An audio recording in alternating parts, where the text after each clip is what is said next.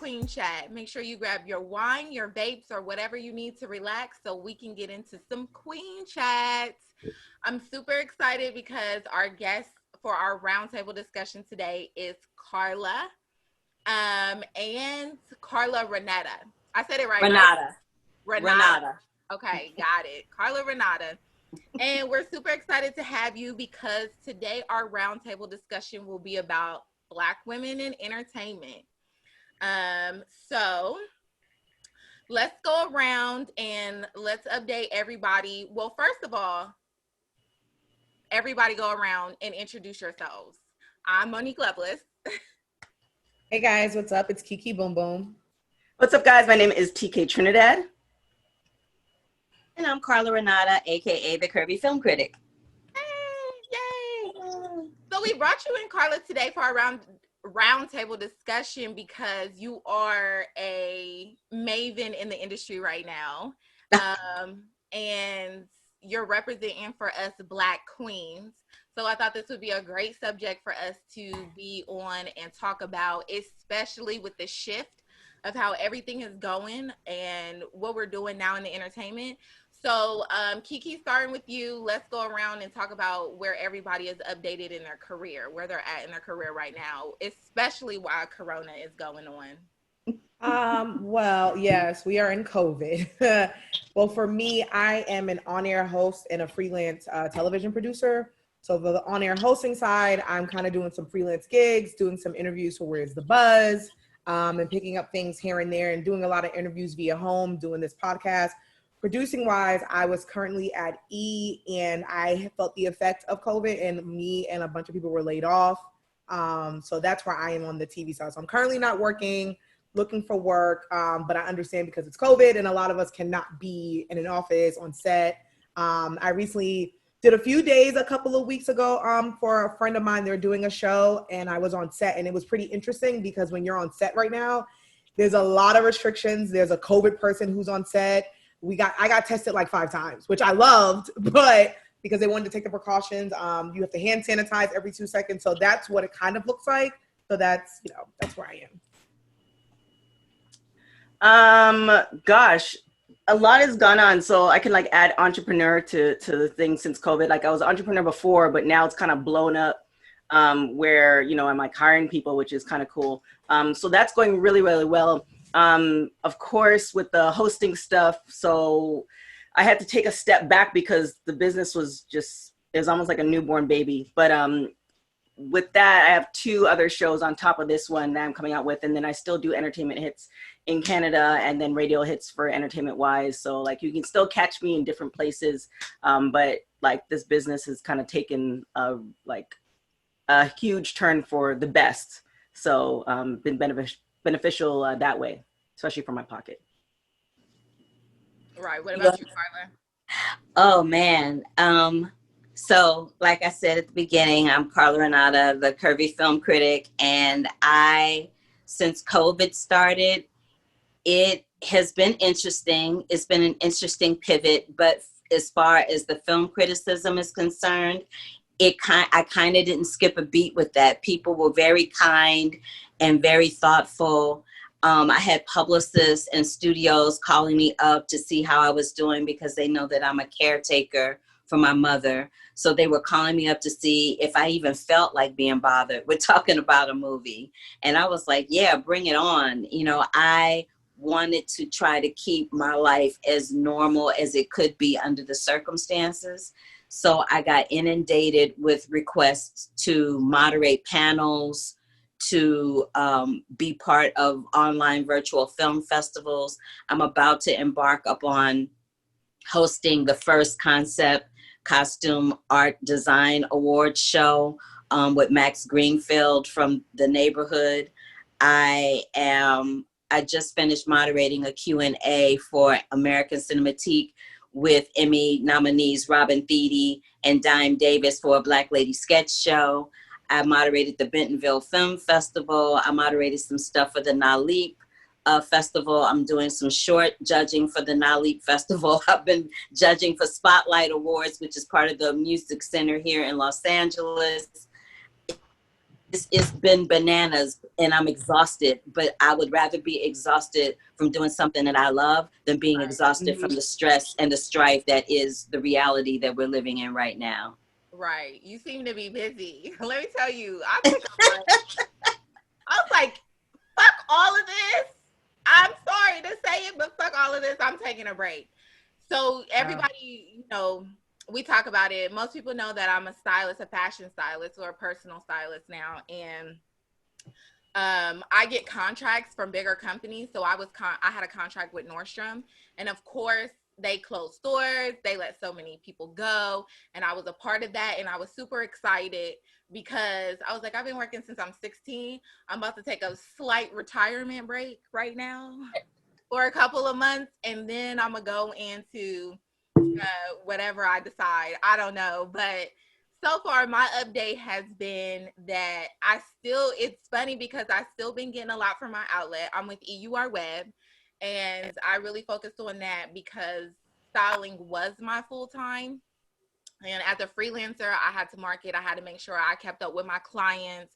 I had to make sure I kept clients because they are who pays the bills. And then now I'm basically like, and me and Kiki, we talked about this. I'm trying to get back into it because now we're back into the podcast and stuff. But I've been liking my relaxing moments and being able to like chill. But I've actually been getting a lot of interviews. It's different now because it's virtual.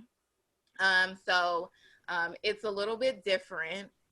When I do press junkets, it seems quicker. They'll cut you off. They'll be like, "Oh, you're done." Click. They can hang up on you now. They really do. They don't even let you say goodbye. They just push the button. They go.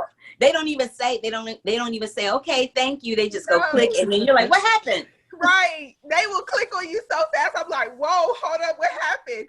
So yeah, it's been different, but I feel like the interviews I've done and everybody has been so accommodating. I will say that. And it's still, it's still moving. I kind of like it a little bit better because I can like dress from here up. I probably look a little bit better on camera because I wasn't rushing to the hotel or wherever they're, doing their junkets at. And I'm like, oh, okay, I can sit at home. I'm in my comfort zone. I don't have to really do anything. So that's kind of where I'm at, updated. And then, we have the podcast back now, season 2. So exciting. And yeah, so it's been like me inching along because I'm like, I'm taking a break, but now I'm like, I'm inching along.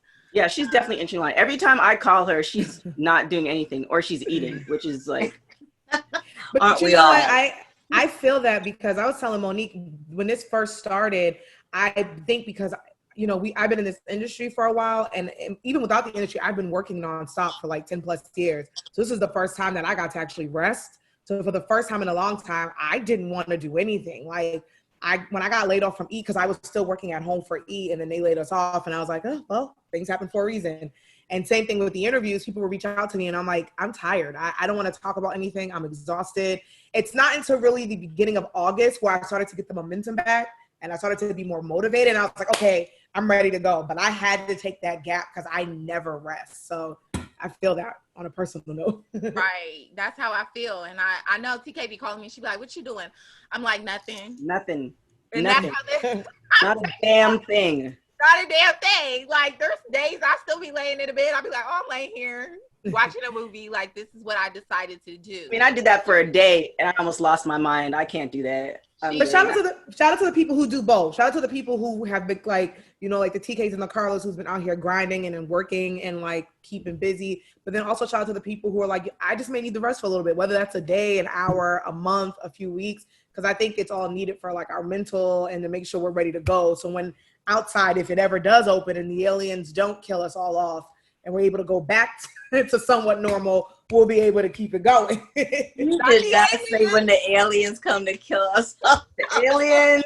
I wish they'd come and get me. Comes the second coming. One of the two is happening. It's aliens, Jesus' second coming, or the zombies. It's really about to be a racial apocalypse. Is what's about to go down. That's what's really about. Real talk.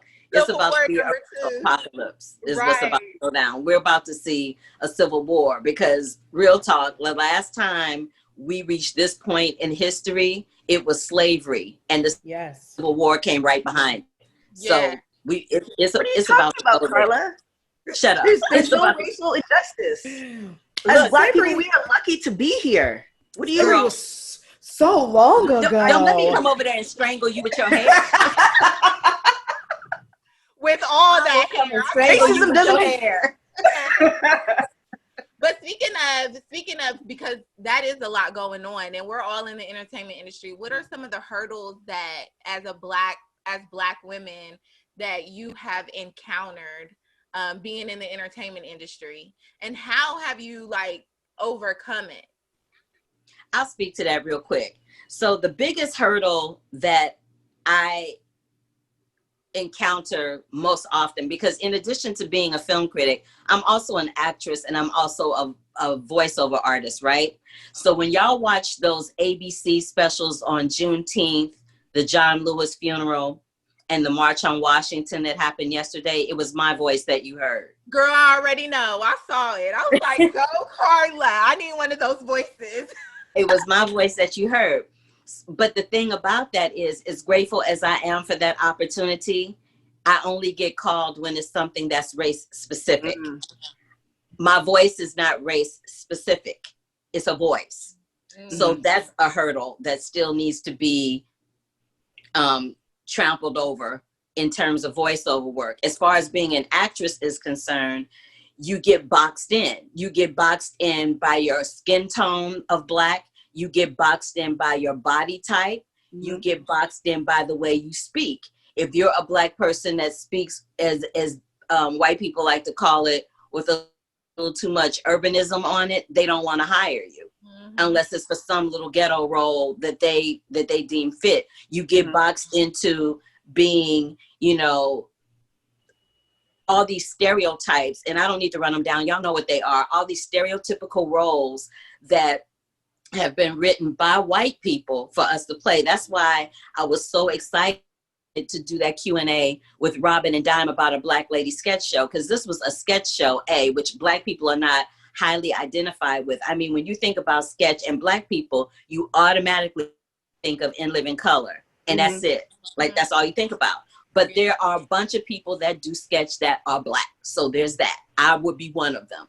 Right. There are a bunch of Black people that do puppets, which I would be one of them. And Robin Thede is one of them. She's a master puppeteer. So wow.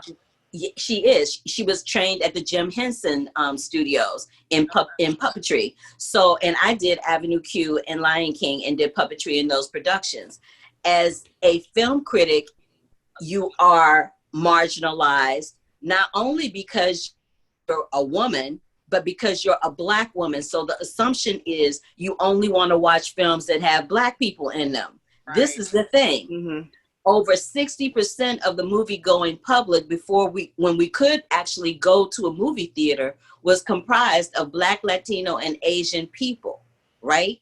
Mm-hmm. So if you've got over half of the movie-going public that are people in another category, then why isn't that reflected in film criticism? It's right. not. Right. So that's a problem. It's a bigger problem when you have a film that, like this film came out called Tenet, right? Mm-hmm. So I was called and I was asked if I would be willing to go to a theater to see it. And I'm caretaker for my mother. We're in the middle of a pandemic. I can control what happens inside this house and what I do when I walk in and out of it. But mm-hmm. I can't control what other people are doing. Right. And I don't know if the person that I'm sitting in the theater with, I don't know who they've been around that day. Mm-hmm. I don't know who the people that were around them, who they've been around, or if they've been exposed. It's such a big question mark in terms of exposure. So the bottom line is, when you are a Black woman in entertainment, it is very important and almost a necessity that you make strides and you make goals of making sure that the industry sees you as a person that is a viable and contributable entity within the industry. Yeah. We are not just our color. we are not just the shape of our hips and the fullness of our lips. We are flesh and blood human beings, right? And flesh and blood human beings love to be entertained regardless of what the color of your skin is. Right. That is the biggest obstacle that all of us in the entertainment industry encounter. And as far as being a host is concerned, it's even worse. Because when the whole conversation started happening about diversity and Time's Up and all of that, the first people that benefited from that were white women, not Black women, not Latino women, not Asian women, but white women. I started to see more and more white girls showing up on TV. And let's not get it twisted, because when this airs, I know I'm gonna catch hell, and I don't really care. But okay, that's why we Uncut. I don't really care. But this is the thing. I'm not I'm not anti-white. I'm not white bashing. I'm just speaking truth to power. This is the truth and this is the reality. And I'm not sugarcoating it because that's not who I am. So having said that, the reality of the situation is in film criticism, in hosting, in on-camera work, in voiceover work, even with writers, you are always marginalized first and foremost because of the color of your skin and your gender. And that has got to stop. Right. It's got to stop. Entertainment is entertainment. It doesn't care what color you are. It doesn't care what your gender is. When they get them box office numbers, do they break it down by how many white people paid for a ticket or how many Black people paid for a ticket? No, they don't. All they count is how many people plunk down them dollars to go see that movie, whether it's online or not. So, you know, it's a constant struggle. It's a constant fight. The battle is slowly but surely being won. The dominoes are surely being knocked down one peg at a time. But there's so much work to do. And we have to speak out and speak on it when stuff is not right and we're not treated right. But there is a way to do that without making us even more marginalized than we already are. You know what I'm saying? Right. I definitely feel that way. I kind of get, and I know I'm gonna probably get some slack for this. I feel like it's tokenism, but I always get the versatile. You're a versatile host. So we can put you out to not only the urban community. And I'm like, well, what if I want to do something urban? What if I do want to go that direction? And actually, Daryl was the one who told me. He's in the industry. He's actually over BHL. For everybody who doesn't know, he was like, "Yo, that's a good thing." So I listening to you, it's really like, wow, they do kind of like put you in a box. I've only been doing hosting for a little while now. I haven't been doing it that long, so I haven't been in the entertainment industry like that. So I have realized it in fashion a lot. But in this industry, I can see it, but I feel like I don't get put in the box as much, but I do get thrown stuff like, oh, you're the token Black person that we can put out there for a more versatile crowd or a more versatile look or whatever. So I think that, but all in all, you still walk in and you're still Black and you still have that skin color in front of everybody else. So they still treat you a certain way no matter what. And me and Kiki just talked about this on another podcast. It's like you are automatically, you step in a room and you're automatically seen as your color. There's times where I've walked in the room and I'm the only Black person. And I'm like, oh my gosh, like it really does feel uncomfortable. And I feel like you get treated differently sometimes. You'll see different treatment, or you'll see, you know, different things. And even higher ups, which is another question that I want to get in, even higher ups will treat you differently. Like sometimes you're not supposed to be in the room. Like, hold up, I'm supposed to be here. Right. I have what it takes to be here, and I'm probably better than a lot of people that you have here. Oh, let's speak on that though. Let's speak on that right there, what you just said, that you're probably better than a lot of the people that you have there. Why do we always have to be 10,000 times more qualified and better than somebody we know got this much on us? Okay. Why? That is like, Carla, fucking you have to annoying. just pull yourself up by the bootstraps, and that's how we're gonna make it in America. Girl, I'm gonna come over there and strangle you with your hair again. But it's so true, though. It's so You true. just gonna see me go out the frame. It's so true, because I also feel like that's something that a lot of Black people are even told growing up, whether it's school, whether it's work, where it's like, you got to be smarter than everybody else, and you got to be 10 times better. And it's like, why I got to go the extra mile to prove myself, knowing that I'm great and knowing that I'm better than so-and-so over there. And They don't have to do a goddamn thing. They do the bare minimum. And I don't think it's fair. You know what I'm saying? And I just feel like that's one of the obstacles that Black people go through. And like you lady said, it's always one of those things where we're put into this box automatically without people getting to know us. And all of us here are hosts. And I know for me, I was always put into that box because I'm a curvy girl. I'm darker. I'm loud. I'm aggressive. My voice is deep. So I would do things like, I want to talk about classic old movies because I love them. And they're like, wait, what? You do? And I'm like, yes. But like, Black people are versatile. Like I love Halloween. I love spooky shit. I love old movies. Like I love watching movies from like the 50s and the 40s. I love murder doc. Like, you know what I'm saying? Like, we don't have to be. I do know what you're saying. I totally know what you're saying, because we've had this discussion. Yes. We had this discussion about classic film, and I had the opportunity through one of my film critics organizations to host on Turner Classic Movies. Which and I love. Thank you. It was like the first time that a bunch of Black people were hosting on that network. And now they have a permanent host who's a woman of color, who again is like the superwoman of Black film criticism.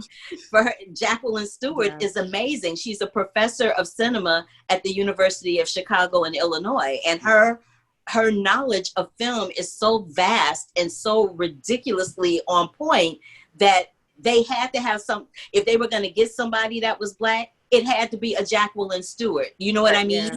Right. And as a Black girl who loves, sorry to cut you off, just right quick, I just want to say, as a Black girl who loves classic movies, to see you, Carla, in like the TCM world just made me feel happy, because I always felt weird growing up and not really liking to tell people that I love Turner Classic. So seeing you and Jacqueline and other Black people there, I'm like, yes, finally, I can tell people I love classic movies.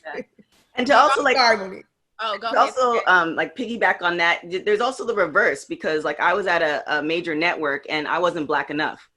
And you know, I was let go because of that, but of course they couldn't tell me that, and that I was somebody told me that after the fact. Okay, let's pause for the cause. Explain what they meant when they said you weren't Black enough. Essentially, so what Kiki is saying, so Kiki's curvaceous, she said all these things and people put her in this box, and then people want me to be in that box with Kiki. And it's like, no, at the end of the day, we're two different people. One, being from Canada, being of West Indian descent, I'm just different, period. Not to say that I'm not Black enough or whatever, but I wasn't the one that was going to be the stereotype. And I already knew my mom was watching the show, so I wasn't going to play into the stereotype at all. So that was a really big issue. And I didn't even know it was an issue until after the fact. I'm like, oh, wait, I'm not Black enough, but I mean, I am. Right. So coming from people who are not Black, that's the funny thing. Like that's for people who are not. That part. I think that's how I felt about it. It's just like, are you trying to tell me, like, I've had that too before, TK, like where I'm not Black enough. Like, what the hell does that mean? Like, why? I feel like every Black person went through that. Like, and it came from people who weren't Black, and they would tell us like, either you're not Black enough, because in their mind they have a stereotype of what they think Black people should do and act and speak like, and if you see it in certain movies and shows and how they write us, not knowing who we are. Right. And I think when we are that too. Yeah. Yeah. It's in their mind. They're like, oh, you're not sassy enough. You're not.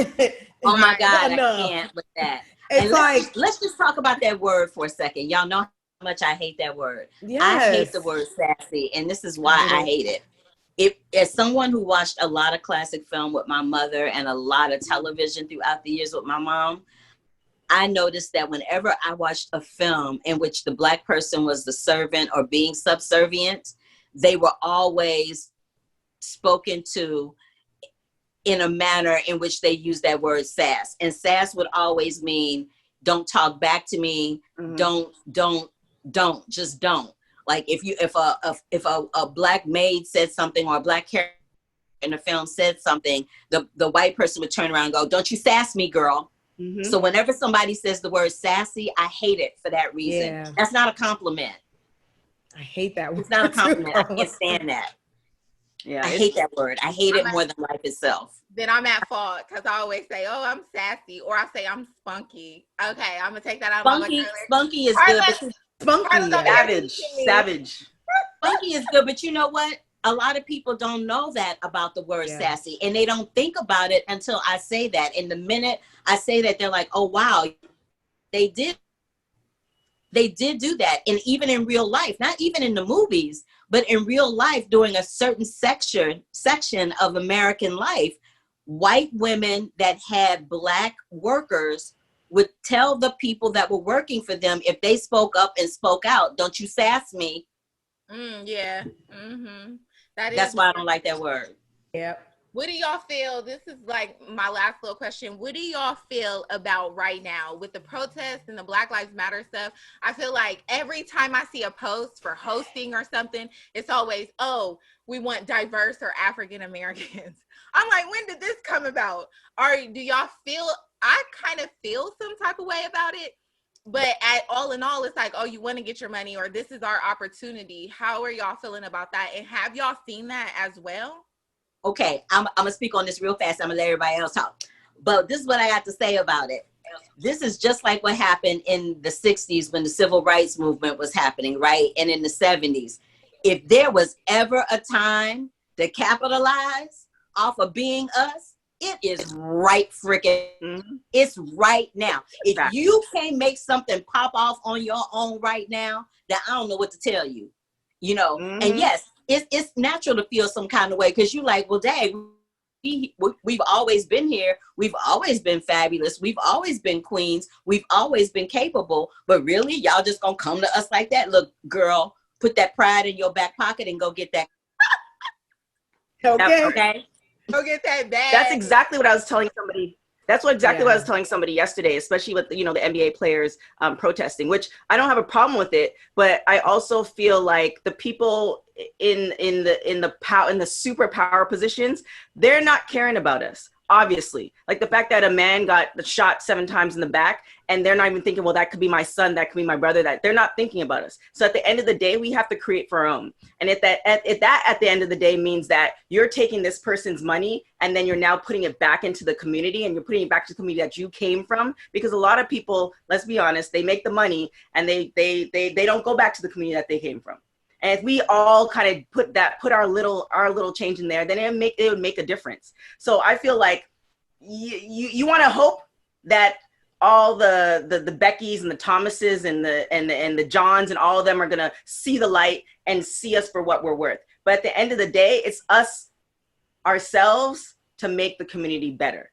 And it's like, if we have to take a little money and then create our own league and take a little money and create our own networks, then let's do that. Like I feel like sometimes we rely too much. It's like, man, I hope Master gives us a job. And it's like, he might not. And then what? What are you going to do?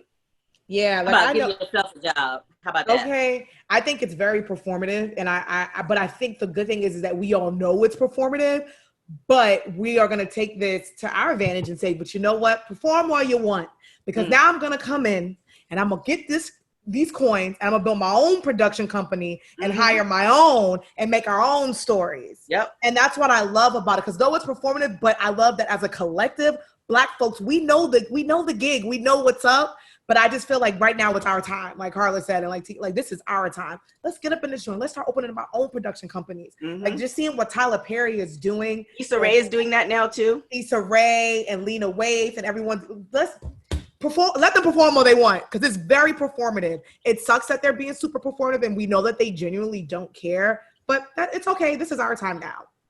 It's our time to eat, and we're gonna come in there and we're gonna make some noise. Right, definitely. Thank you so much, my queens. We're in season 2. I'm so excited. Thank you, Carla, for coming on for this one. And we really appreciate you discussing our roundtable. I feel like, you checked me too. So now I got to go back in my vault, and when I'm doing nothing, I'm going to be like, okay, let me think about what Carla said too. Cause I'm not sassy. I'm spunky. You can be spunky. You can be Girl, just get a thesaurus and look up some adjectives. Anything but sassy. Anything but Anything but sassy. sassy. All right. Thank you, Queens, for listening. And I definitely want to see you back on, Carla, with us. And make sure you, Queens, follow us on all of our platforms at Queens Uncut. Also, we have our YouTube channel, which is at Black Queens Uncut. So make sure you look at that as well. And make sure you catch up with our last season, as we're in season 2 now. Yay. So make sure you catch up with our last season, and ladies, let them know where they can find you. Yes, you guys can find me on all social media at Kiki Boom Boom. I just wanted to say, Carla, I love you. My brand new favorite show is New Girl. I was binging it and I said, hey, that's Carla. So I was so happy when I seen you on there. So I just wanted to say thank you for always dropping jewels and gems and teaching us some lessons. Yeah, facts. My name is TK Trinidad. You can follow me on everything at TK Trinidad. I second that. Like Carla and I have some history, and she's given me some long talks, and I've like taken so much from it. And it's one of those things where it's just like you have those mentors and those folks that you have the information, and then it behooves of you to pass it on to somebody else, because we're not the end of this train. So I really appreciate it, Carla. Absolutely. Each one teach one. That's what I'm all about. I do not take for granted that I have been given this opportunity and this platform and this voice. And I want to teach and pass down as much as I possibly can to others. Because like you said, TK, this is not the end of this train. You guys can find me across all social media platforms at The Curvy Critic. You can check out my podcast, The Curvy Critic with Carla Renata, on Sundays at 5 p.m. I talk to people above the line, below the line. Sometimes I'm by myself talking smack, but whatever it is, you are sure to be informed and entertained. So I appreciate you. We are. I loved having you on. I love seeing all your stuff. I love seeing you at press junkets. Like, it's amazing. So I really thank you for coming on. And you can find me everywhere at It's Monique Loveless. And make sure y'all catch our last episodes from Wednesday. And this Wednesday, this one will air. It's probably airing now if you're listening. So thank you, Queens, for coming in and having Queen Chat with us. Bye. Yes. Bye.